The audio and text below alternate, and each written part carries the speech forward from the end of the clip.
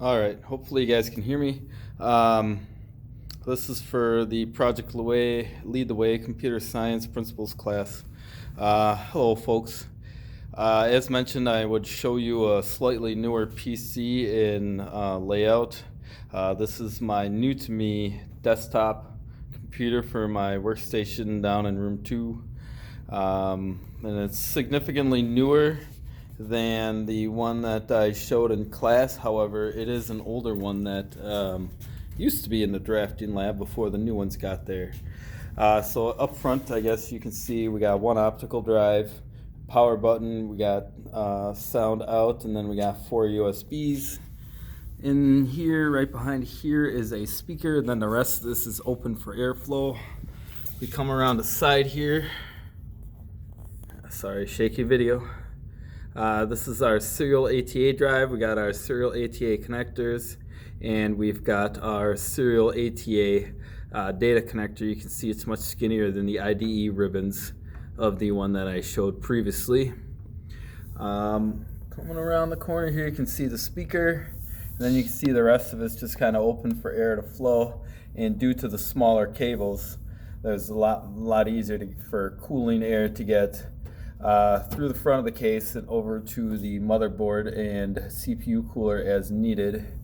You can see here these are our wire bundles and cables that go to the motherboard for the USB ports and the sound ports. The sound cables goes all the way to the back, which is that blue connector there.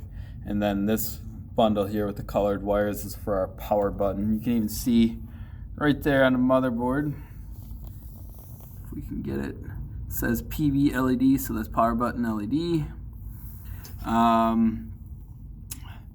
We've got 2 chips of RAM currently installed, but notice that there's 4 slots. We could add another pair of RAM. I think one of the things I forgot to mention about the DDR RAM, if the previous computer had 1 chip, if you wanted to add another, usually DDR will come in matched sets or matched pairs. So be aware that it's not really ideal to double up 2 individual chips. They're usually matched together at the factory with their specs. You see here we got a fairly large active heatsink on the CPU, and down here, this is a newer motherboard. I don't know if you can see it underneath. It says X16 PCI EXP. That would be a times 16 PCI Express card slot. And then below it, there's a X4 PCI Express slot. And then down below that, there are 3 regular or 1X PCI slots. Okay, for adding expansion cards. And you'll also notice that the power supply has a much smaller bundle of wires coming from it due to how they configured the serial ATA connectors. These serial ATA drives take less power so that they can run them all basically on one supply wire set. We got our fan connector, we've got our cooling fan, and then sometimes, I don't think this one has one, but sometimes our power supplies will have a fan in it as well. There's one on the back side, but not one on the front side.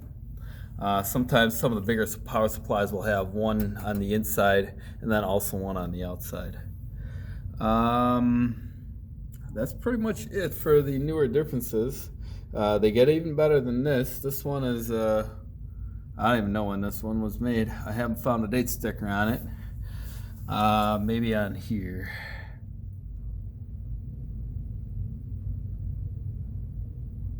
I don't know. I'll have to leave me a comment or let me know if you find anything. Other interesting thing I noticed that I don't think I've ever observed before on a computer is here's a sticker from HP.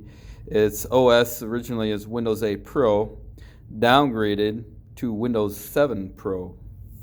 I thought that was kind of interesting. I don't actually know why they would have done that. My best guess is that had to probably do with software compatibility issues. to ensure that the software that needs to run on it had the operating system it was designed for. That's all I got for you now. I guess if you have any questions, you can see me in class or leave one down in the comments, and I'll get back to you. Thanks. Have a great afternoon.